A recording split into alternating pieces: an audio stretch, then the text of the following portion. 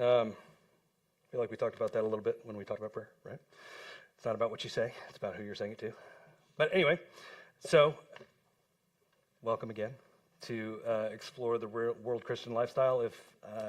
Does this live stream or just record? Live stream. Hey, y'all. So if you're at home, welcome.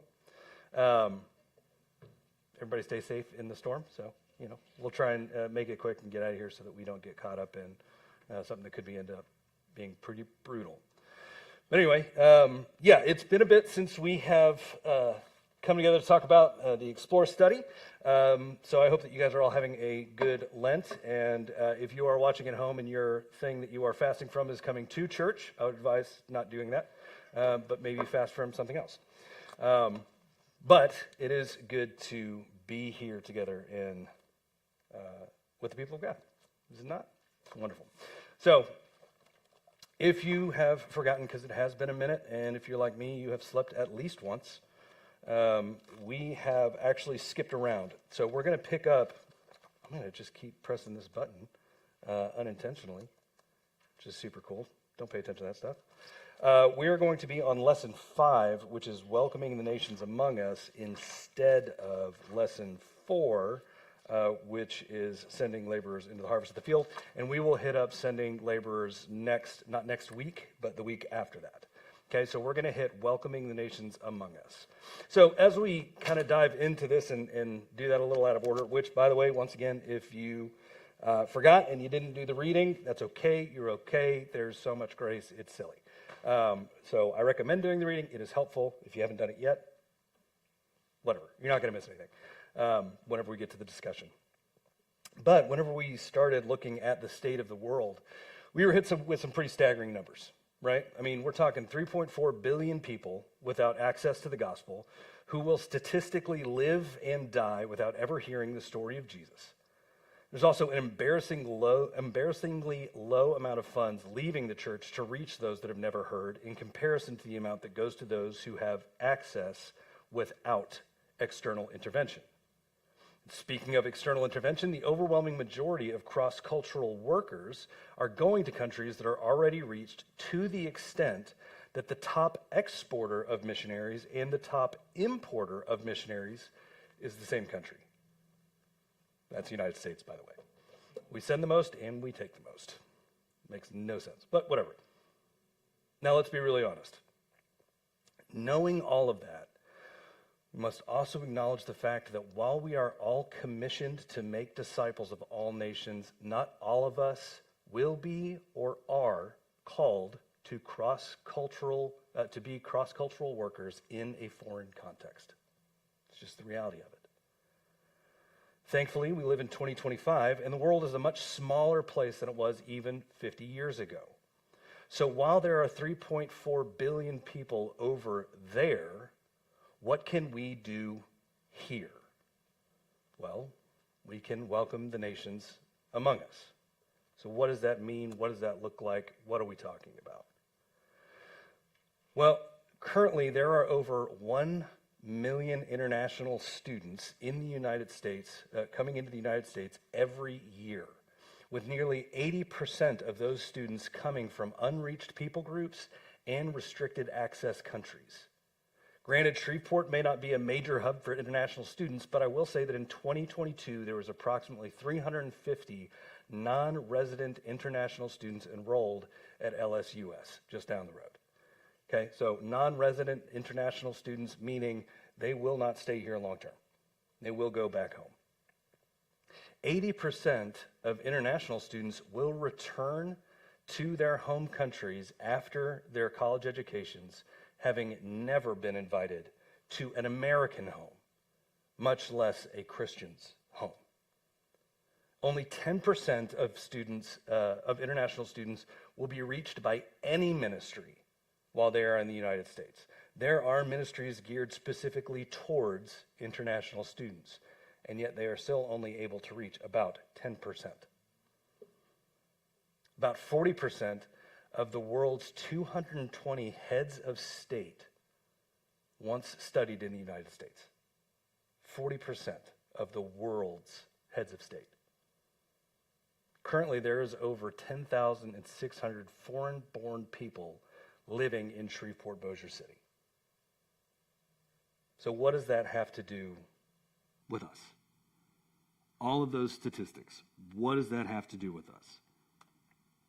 Well, I did a quick count of the number of times that the phrase foreigner or the foreigner, it's the Greek word, and not Greek word, Hebrew word, I'm going to mispronounce it, but it's gur, somewhere that nature, not Hebrew scholar.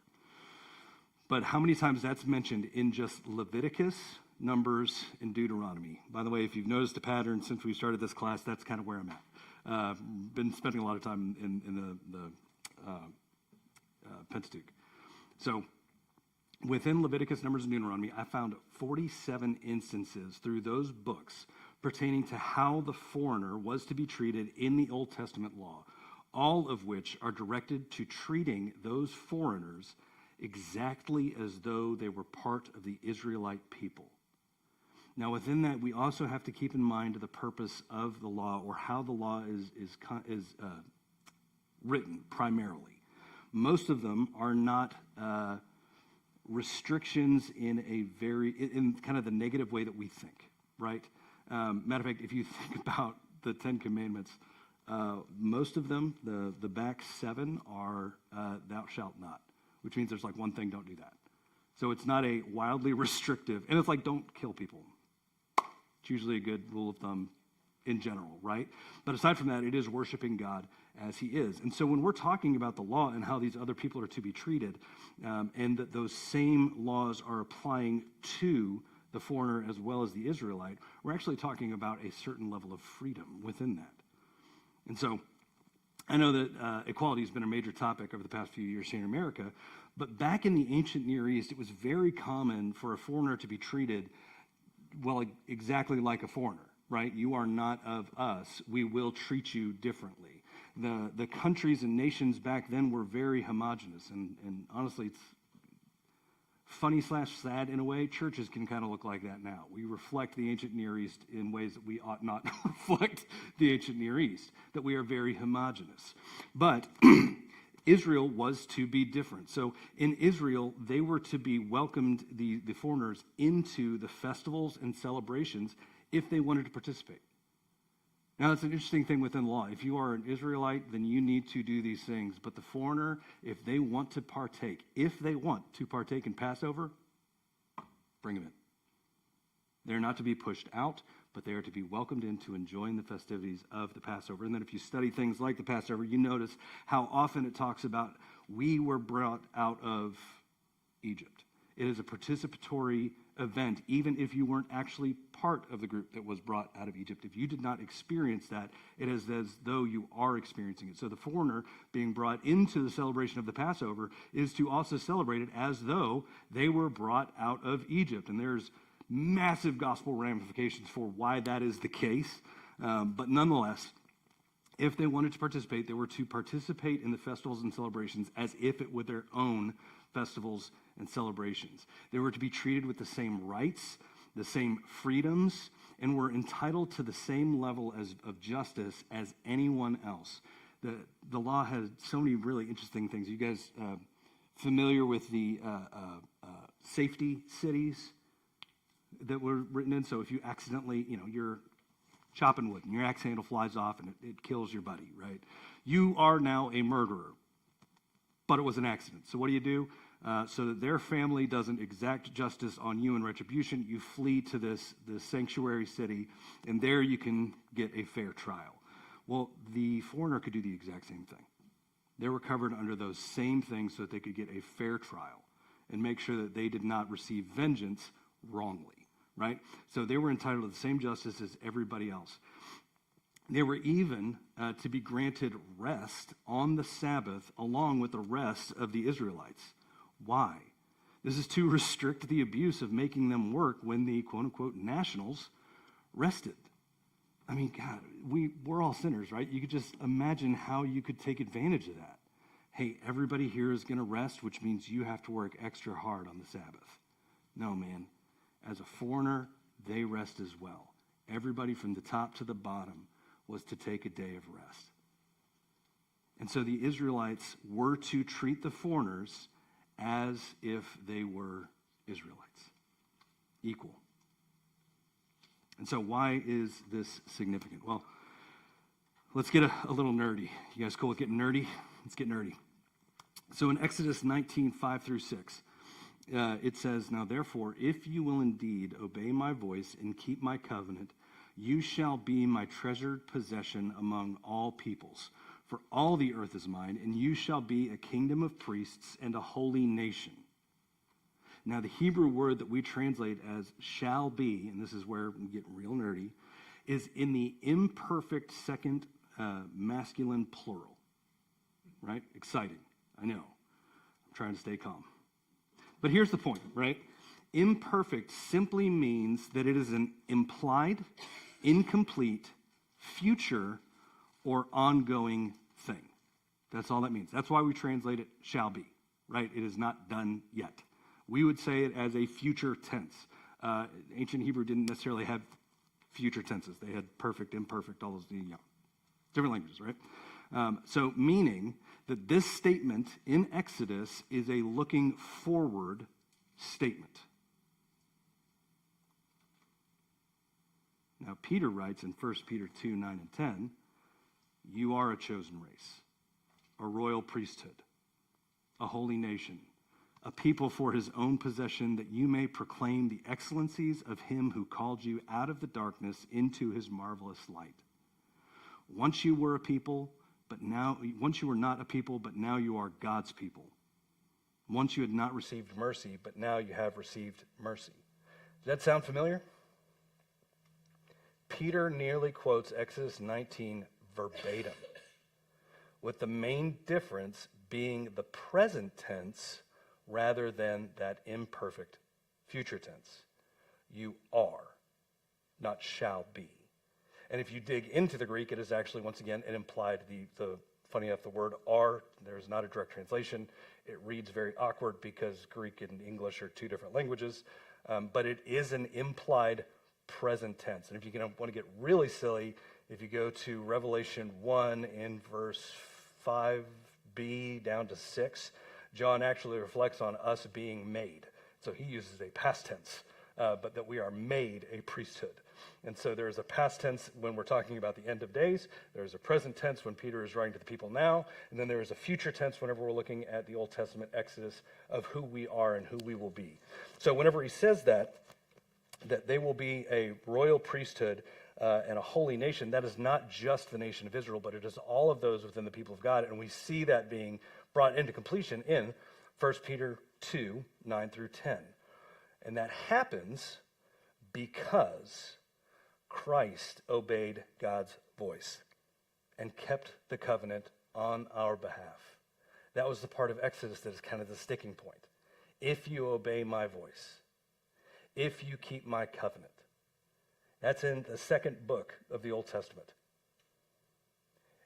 Go through the rest of them.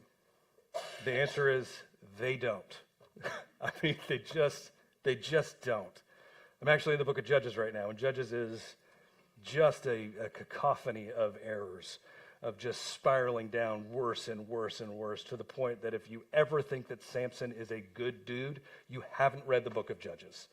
Or that if you think that Samson did what God told him to do and that he at least redeemed himself through that, you haven't read the book of Judges, because he didn't. Did he do what God wanted him to do? Yes. Did he do it because God wanted him to do it? No. He did it for selfish reasons, but he still accomplished the will of God. So that's fun ways of how God works. If God only works through good people, then we're all in trouble. So we see this amazing reality that we are now a chosen race and a royal priesthood, a holy nation, because of what Christ has accomplished on our behalf. He obeyed the voice of God. He kept the covenant on our behalf. And so then we are able to have been made a royal priesthood and a holy nation. We were once not a people, but now not only are we a people, but we are God's people. And one thing that we've got to keep in mind in all of these things, and I think it becomes so commonplace, or rather it's so, just commonplace for us that we forget about it.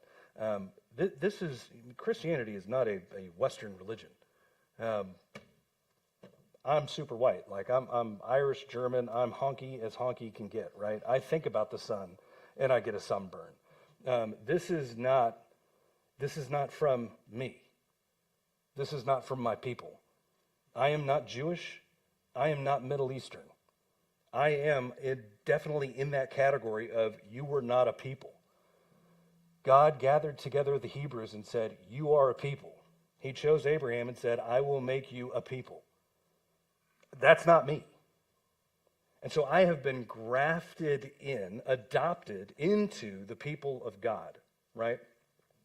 The church is a collection of literally, you were not a people, and now you are a people. And not just a people, but God's people. Our identity has been radically changed. We talked about this a little while ago when we talked about prayer, but some of the greatest miracles that we see, and this is kind of soapboxing a little bit, and I know I said we're going to try to keep time so that we don't get caught in the storm, but nonetheless, here we are. When we talk about praying for people to be healed, we see Jesus healing people in miraculous ways, in wild ways, right? The lady who was bleeding for 12 years touched the hem of his garment and was healed. And that's an incredible, like, let's be for real. That's an incredible miracle. The most incredible miracle, though, is not that at all. Like, nowhere even close. Matter of fact, Jesus says, you will do greater things. What is the greater thing? That hearsay will change someone's nature. Legal hearsay. I heard his story from someone who had not experienced it themselves. And that changed my very literal nature from sinner to saint. Now we're in that in-between of like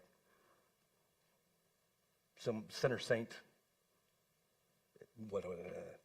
Eustace at Peccator.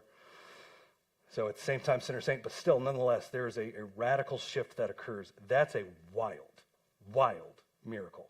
Like Jesus, I didn't even have to touch his garment. I heard a story from someone else, and that changed everything. That's incredible. And so he has taken these people that are not a people, and he has adopted them and brought them in, and we are being grafted, and we have been grafted into this people of God that are not our people. I mean, unless you're Jewish, and there's not many people in this room, and I don't think any of us are Jewish, right? Okay, so, like, we are the foreigner that has been brought into these people, and we are being treated as family because we have been adopted into this family. And not only just adopted, but that we have been made into a royal priesthood, which is a wild statement in and of itself because kings and priests were two separate things until you saw the king priest Jesus. But nonetheless, we have been brought into this royal priesthood. What's the job of a priest? Like, what do priests do? We are representatives of God to people. We are those that bring God to the people and the people to God. As Paul says, we are ambassadors of reconciliation. We are ambassadors of his mercy. We treat others not only how we want to be treated, but also as he has treated us. Like Jesus teaches us this fairly explicitly when asked, who is our neighbor? Right? That entire parable we have to keep in mind and realize that ultimately within that parable, Christ is the Samaritan. Christ is the one who takes care of us, the bloodied and near death, if not dead, on the side of the road. He's the one who takes us in. He's the one who heals us. He's the one who pays our debts. He's the one who says, I'll be back to get them. But because he has taken care of all of that for us, we no longer need to worry about that for ourselves, which frees us to do that for others. What are the two greatest commandments? Right? Love the Lord your God with all your heart, soul, mind, and strength. Love your neighbor as yourself. Who's your neighbor? Anybody and everybody. Yeah. I think it's really easy for us to fall into that homogenous mentality, and I like the word homogenous because it sounds so offensive. But that's the reality of it. It is like, it's homogenous because it is easier to associate with people that look like us, think like us, believe like us, do the same things we do. And it's just easier. And what it turns into is homogeny. That's actually why you see internationals, when they move into the United States, into various places, they will kind of congregate together. Because rather than having to learn and incorporate into this foreign culture that they are unfamiliar with, they can actually have their own culture. Well, what do we end up doing as church folk? We let them. That's them over there. This is us over here. We do us. They do them. The two shall not cross. And so what we have been commissioned to, which I think we also need to focus on that word commissioned, because we often talk about the Great Commission as though it's the Great Commandment, and it's not. It's the commission, not the commandment. The commandment is love the Lord your God with all your heart, soul, mind, strength, love your neighbor as yourself. We have been commissioned. So remember that part right before he says, go therefore? All power on heaven and earth have been granted to me. Therefore go, and he has empowered us to go. He goes with us, right, at the end. And I can't ever remember what it is in the ESV, which is what I memorize most things, but what I always remember is, and lo, I am with you always. I don't think the ESV guys put lo in there, but whatever. It sticks with me, so it works. Lo, I am with you always. So it is that participation that we get to do with what the Lord is doing. And so when people come to us, we get to intercede on behalf of God to the people. Get to, usually don't. So we're going to dive into the discussion that we have in our books, talk a bit more about what the Bible has to say about those things, as well as discuss ways that we can actually intercede and inject ourselves into welcoming the nations among us.